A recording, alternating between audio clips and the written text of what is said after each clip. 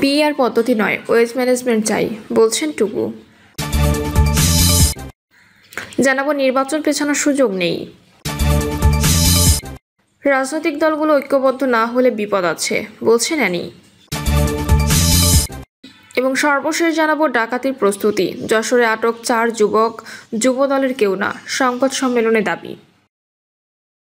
শুনছিলেন সংবাদ শিরোনাম, এবারে বিস্তারিত। পিআর পদ্ধতি নয়, ওয়েজ ম্যানেজমেন্ট চাই, বলছেন টুকু। বিএনপির প্রচার সম্পাদক সুলতান সালাউদ্দিন টুকু বলেছেন, আমরা সবসময় এক কথার মধ্যে রয়েছি। আমরা পিআর পদ্ধতি নয়, ওয়েজ ম্যানেজমেন্ট পদ্ধতি চাই। আমাদের গতানুগতিক যে পদ্ধতি রয়েছে, মানুষ যেটিতে অভ্যস্ত, যে এলাকায় নেতা ওই এলাকার লোকজন তাকে ভোট দিয়ে নির্বাচিত করবেন, এটাই স্বাভাবিক নিয়ম। এ সময় যারা নিয়মের ব্যত্যয়ের কথা বলে, তাদের মধ্যে নির্বাচন নিয়ে একটি ষড়যন্ত্র রয়েছে, নির্বাচন বিলম্বিত করার জন্য।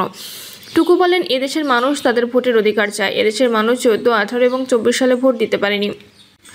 দলের ভারপ্রাপ্ত চেয়ারম্যান তারেক রহমানের নেতৃত্বে আমরা মানুষের ভোটের অধিকার প্রতিষ্ঠার জন্য আন্দোলন করেছি। তিনি বলেন, আমরা ক্ষমতায় যাব এ কথা আমরা বলি না, মানুষের ভোটের অধিকার আমরা ফেরত দিতে চাই। মানুষ তার প্রতিনিধি নির্বাচন করবে। দেশের মানুষ হচ্ছে এই দেশের মালিক। জনগণ ঠিক করবে এই দেশকে পরিচালনা করবে। আমরা জনগণের উপর বিশ্বাসী। জনগণ সঠিক সময় সঠিক সিদ্ধান্ত নিয়েছে, আগামী দিনেও নিবে। টুকু বলেন, সবাই পিআর পদ্ধতি চায় না। ইতিমধ্যে বিভিন্ন কমেন্ট শুনেছেন আপনারা। সোশ্যাল মিডিয়ায় যারা দেখেছেন তারা অনেকেই শুনবেন, পাকিস্তানের T20 3টি ক্রিকেট ম্যাচে বাংলাদেশ জিতে সিরিজ জয়লাভ করেছে। পাকিস্তান পরবর্তী ম্যাচে বেশি রান করেছে এবং রানের যোগফলে পাকিস্তান বেশি আছে। তার মানে কি সিরিজ পাকিস্তান জয়লাভ করল? মানুষ এই কমেন্টস করে, ভোট দিলাম সন্দ্বীপে, এমপি পেলাম মালদ্বীপে। তার মানে আপনি ভোট দিবেন টাঙ্গাইলে, এমপি পাবেন নোয়াখালী।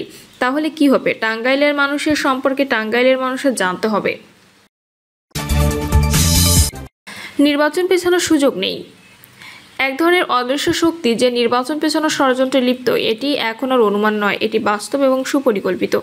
একের পর এক অঘটন ঘটিয়ে দেশের রাজনৈতিক পরিবেশকে অস্থিতিশীল, বৈরী ও অনিশ্চিত করে তোলা হচ্ছে। করিডোর বন্দর, জাতিসংঘের মানবাধিকার কার্যালয় স্থাপন, সামরিক মহড়া, আন্তর্জাতিক অপরাধ ও কথিত জাতীয় ঐক্যের ফাঁদ, সবকিছু মিলিয়ে নির্বাচনের স্বাভাবিক ধারা ব্যাহত করার কৌশল প্রকট হয়ে উঠেছে। এই ষড়যন্ত্রের পূর্বাভাসে বহু আগেই দিয়েছিলেন বিএনপির ভারপ্রাপ্ত চেয়ারম্যান তারেক রহমান। তিনি সতর্ক করে বলেছিলেন, কিছু অদৃশ্য শক্তি দেশের গণতন্ত্র, স্বাধীনতা ও নির্বাচন ব্যবস্থাকে নিয়ন্ত্রণে নিতে চায়। তাদের লক্ষ্য একটি নিয়ন্ত্রিত, নির্বাচনবিহীন শাসন ব্যবস্থা চাপিয়ে দেওয়া, যারা রাজনৈতিক পরিবেশকে ঘোলা করে নিরাপত্তাহীনতার অজুহাতে পুনরায় একটি তথাকথিত অন্তর্বর্তী সরকার তৈরি করার পরিকল্পনা এগোচ্ছে। জাতীয় নিরাপত্তার নতুন ন্যারেটিভ এবং বিদেশি স্বার্থ জড়িত একটি চক্র সক্রিয়ভাবে এই প্রক্রিয়ায় যুক্ত। উদ্দেশ্য স্পষ্ট, নির্বাচন পিছিয়ে দেয়া, জনগণের রায়কে পাশ কাটানো এবং গণতান্ত্রিক প্রক্রিয়াকে রুদ্ধ করা।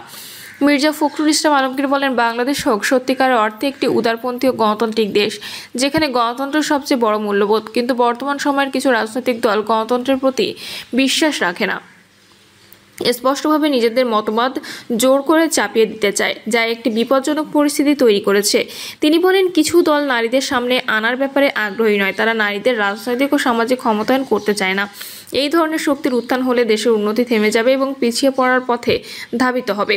গত 25শে জুলাই চট্টগ্রামে গণসংহতি আন্দোলনের জুলাই সমাবেশে প্রধান সমন্বয়কারী জোনাস সাকি বলেছেন, নির্বাচন পেছানোর ষড়যন্ত্র চলছে, সুষ্ঠু পরিবেশ নেই, এই অজুহাতে নির্বাচন পেছানোর চেষ্টা চলছে। আমরা এই ষড়যন্ত্র মেনে নেব না।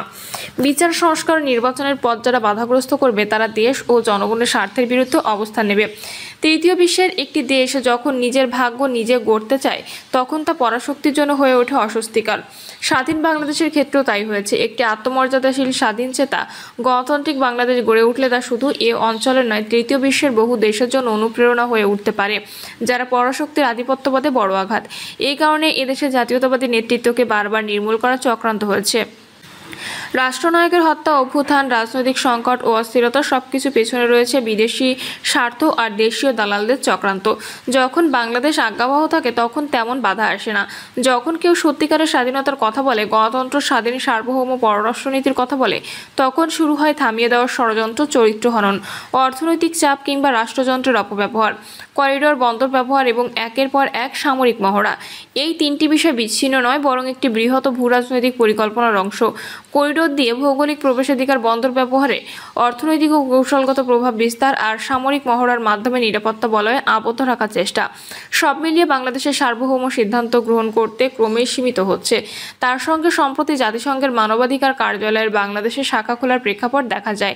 এটি একদিকে আন্তর্জাতিক নজরদারি ছায়া ফেলছে, অন্যদিকে রাষ্ট্রের অভ্যন্তরীণ বিষয়ে বিদেশি প্রভাব বাড়ানোর একটি নতুন কৌশল।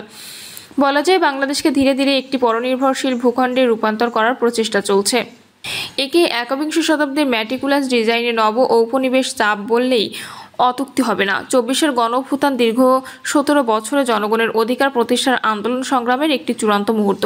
এটি কোনো এক মাস বা কয়েক সপ্তাহের ক্ষণিকের প্রতিবাদের ফল নয়, বরং 2008 সালের পর থেকে একটি স্বচ্ছ, নিরপেক্ষ, অংশগ্রহণমূলক নির্বাচনের দাবিতে মানুষ যেভাবে বারবার রাস্তায় নেমেছে, জীবন দিয়েছে, নিপীড়নের শিকার হয়েছে এবং রাজনৈতিক অধিকার থেকে বঞ্চিত হয়েছে, তাদের সেই সব ক্ষোভ, হতাশা, প্রত্যয়ের বিস্ফোরণ ছিল এই অভ্যুত্থান। এই আন্দোলনের পেছনে রয়েছে ভোটারদের দীর্ঘদিনের বঞ্চনা, গণতন্ত্রহীন পরিবেশ, বেড়ে ওঠা প্রজন্মের হতাশা এবং গণমাধ্যম, বিচার ব্যবস্থা, রাষ্ট্রীয় প্রতিষ্ঠানগুলোকে সরকারের নিয়ন্ত্রণে রাখার ক্ষোভ। শিক্ষার্থী, শ্রমিক, পেশাজীবী, মধ্যবিত্ত সব শ্রেণীর মানুষের মিলিত চেতনার ফসল ছিল এই গণঅভ্যুত্থান। মানুষ কেবল ভোটের অধিকার নয়, রাষ্ট্রের মালিকানা পুনরুদ্ধারের সংকল্প নিয়ে রাজপথে দাঁড়িয়েছিলেন। অতএব একে কেবল একটি মাসের আন্দোলন হিসেবে দেখলে এর গভীরতা ও বাস্তবতাকে অবমূল্যায়ন করা হবে। বিএনপি, জামায়াত সহ কিছু দল গণঅভ্যুত্থানে সক্রিয় থাকলে বেশিরভাগ সর্বস্ব রাজনৈতিক দল ছিল নিষ্ক্রিয়। এখন এই দলগুলো জাতীয় ঐক্যমত্য কমিশনের সংলাপে অংশ নিচ্ছে, কিন্তু তাদের প্রতিনিধিরা অপরিচিত, সাংগঠনিক ভিত্তিও দুর্বল। ফলে প্রশ্ন উঠেছে, এই সংলাপ কতদিন চলবে, এর উদ্দেশ্য কি? ডক্টর আলী রিয়াজ বলেছেন, 31শে জুলাইয়ের মধ্যে একটি সম্মিলিত সনদে পৌঁছানোর লক্ষ্য, কিন্তু সংলাপের মাধ্যমে প্রকৃত ঐক্যমত্য নয়, বরং এনসিপির এজেন্ডা বাস্তবায়নের চেষ্টা চলছে। শেখ হাসিনার পতনের পর রাজনৈতিক দলগুলোর মধ্যে ঐক্য থাকলেও সংস্কারের পর নির্বাচন দাবিকে ঘিরে বিভক্তির সৃষ্টি হয়, বিশেষত জামাত ইসলামী, ইসলামী আন্দোলন ও এনসিপির অবস্থানের কারণে। রাজনৈতিক বিশ্লেষকেরা মনে করেন, এই সংলাপ দীর্ঘায়িত করা হচ্ছে রাষ্ট্রীয় সুযোগ সুবিধা ভোগ এবং এনসিপির দাবি বাস্তবায়নের লক্ষ্যেই। কমিশনের আলোচনার কেন্দ্রবিন্দুতে সবসময় এনসিপির প্রস্তাবই থাকে, এর বাইরে যেতে চায় না তারা। মূল উদ্দেশ্য হলো ধাপে ধাপে রাজনৈতিক দলগুলোকে এনসিপির দাবিতে রাজি করানো। বাংলাদেশের রাজনীতিতে জামায়াতের অবস্থান সবসময় সুবিধাবাদী ও কৌশল নির্ভর। তারা বড় দলের ছায়া থেকে সুবিধা লুটতে বেশি মনোযোগী। গণঅভ্যুত্থানের পর জামায়াত বিএনপির বিরুদ্ধে অপপ্রচার চালিয়ে আসছে এবং ধর্মীয় ও সামাজিক মাধ্যম ব্যবহার করে আন্দোলনের প্রকৃত নেতৃত্বকে দুর্বল করার চেষ্টা করছে। জামায়াতের এই ভূমিকা আবারও প্রমাণ করে, তারা রাজনৈতিক আদর্শের চেয়ে সুবিধাকেও অগ্রাধিকার দেয়। ছাত্র জনতার অভ্যুত্থানের পর জনগণ আশা করেছিল এবার একটি স্বচ্ছ, বৈষম্যহীন ও শান্তিপূর্ণ বাংলাদেশ গড়ে তোলা সম্ভব হবে।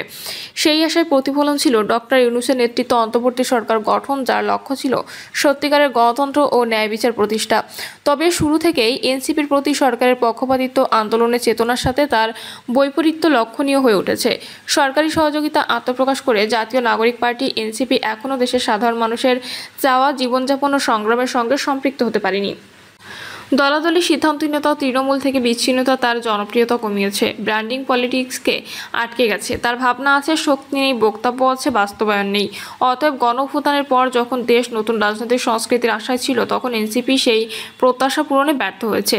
জামায়াত ও এনসিপি নির্বাচন বিলম্বে অপচেষ্টা করছে, যা তাদের বক্তব্য থেকে স্পষ্ট।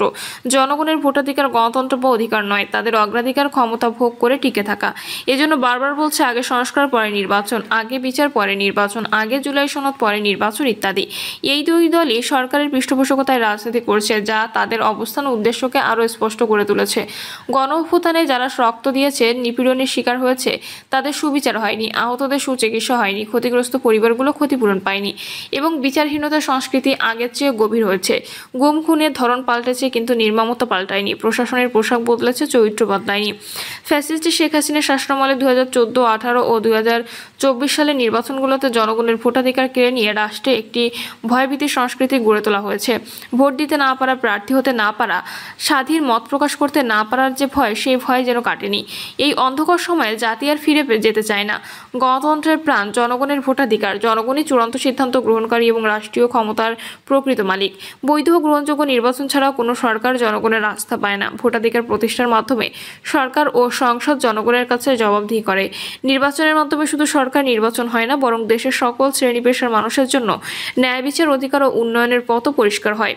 নির্বাচন পেছানোর মানে জনগণের সঙ্গে আরেক দফা প্রতারণা, অভ্যুত্থানের ছাত্র জনতার আত্মত্যাগ ও চেতনাকে অবমূল্যায়ন করা। জনগণ একটি অন্তর্ভুক্তিমূলক, স্বচ্ছ, গ্রহণযোগ্য নির্বাচনের জন্য আন্দোলন করেছিল। সেই আশা যেন অনিশ্চয়তার দোলাচলে পড়েছে। বিএনপির ভারপ্রাপ্ত চেয়ারম্যান তারেক রহমান স্পষ্টভাবে বলেছেন, নির্বাচনের কোনো বিকল্প নেই, নির্বাচনই একমাত্র বিকল্প। তিনি বিশ্বাস করেন একটি নির্বাচিত সরকারই পারে গণতন্ত্র, মানবাধিকার প্রতিষ্ঠা করতে। কিন্তু সরকার এখন আগের সংস্কার পরে নির্বাচন এই অজুহাতে ভোট পেছানোর ফাঁদে ফেলতে চাইছে। অথচ সত্যিকার সংস্কার ও গ্রহণযোগ্য নির্বাচনের জন্য উভয়কে সমান্তরালে এগিয়ে নিতে হবে। গণমানুষ চায় ভোটাধিকার ফিরুক, আইনের শাসন ও মানবাধিকার প্রতিষ্ঠিত হোক। তারা চায় নির্বাচনের মাধ্যমে এমন একটি সরকার আসুক যাদের প্রতি তাদের আস্থা থাকবে। কিন্তু 1 বছর পার হলেও অন্তর্বর্তী সরকার এসব বিষয়ে কার্যকর কোনো অগ্রগতি দেখাতে পারেনি।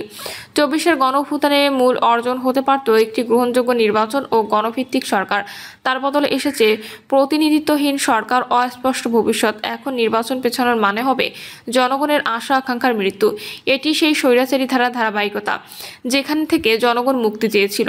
সুতরাং নির্বাচন পেছানোর আর কোনো সুযোগ নেই। জনগণ প্রস্তুত, তারা আর অপেক্ষা করতে রাজি নয়। অবিলম্বে নির্বাচনের তারিখ ঘোষণা করতে হবে, এটাই সময় উপযোগী সিদ্ধান্ত। তা না হলে গণতন্ত্র, ভোটাধিকার ও রাজনৈতিক স্বাধীনতার জন্য জনগণের দীর্ঘ সংগ্রাম ব্যর্থ হয়ে যাবে। এখনই সময় নির্বাচনের মাধ্যমে গণতন্ত্র পুনরুদ্ধারের, জনগণের মালিকানা প্রতিষ্ঠার। রাজনৈতিক দলগুলো ঐক্যবদ্ধ না হলে বিপদ আছে, বলছেন অ্যানি। রাজনৈতিক দলগুলো ঐক্যবদ্ধ না হলে সবার বিপদ আছে বলে সতর্ক করেছেন বিএনপি যুগ্ম মহাসচিব শহীদউদ্দিন চৌধুরী অ্যানি। লক্ষ্মীপুর সদর উপজেলা লাহারকান্দি ইউনিয়ন বিএনপির প্রতিনিধি নির্বাচনী সভায় তিনি এ দাবি করেন। অ্যানি বলেন, রাজনৈতিক দলগুলো যদি ঐক্যবদ্ধ না হয় তাহলে আমাদের জন্য বিপদ আছে। সবাই আবার অত্যাচারিত হবে, নির্যাতিত হবেন। আপনি অত্যাচারিত হওয়া আর সাধারণ মানুষ অত্যাচারিত হওয়া এক নয়। আমার কারণে কেন জনগণ অত্যাচারিত, নির্যাতিত হবেন? আসুন ঐক্যবদ্ধভাবে গণতন্ত্রের ভিতকে শক্তিশালী করি, নির্বাচন প্রক্রিয়াকে ত্বরান্বিত করি। তিনি আরও বলেন, আপনি, আপনারা, দেশের মানুষ সবাই জুলাই যোদ্ধা। শাহবাগে কিছু সংখ্যক জুলাই যোদ্ধার মারামারি আমার মনকে ব্যথিত করে। স্বাভাবিকভাবে ফ্যাসিস্ট সেখানে সুযোগ পাবে। সবাই মিলে আন্দোলন করলাম হাসিনার বিরুদ্ধে। প্রিয় দর্শক, এই ছিল এখনকার সর্বশেষ সংবাদ। আপডেট সব সংবাদ পেতে চ্যানেলটি সাবস্ক্রাইব করে বেল আইকনটি ক্লিক করে রাখুন।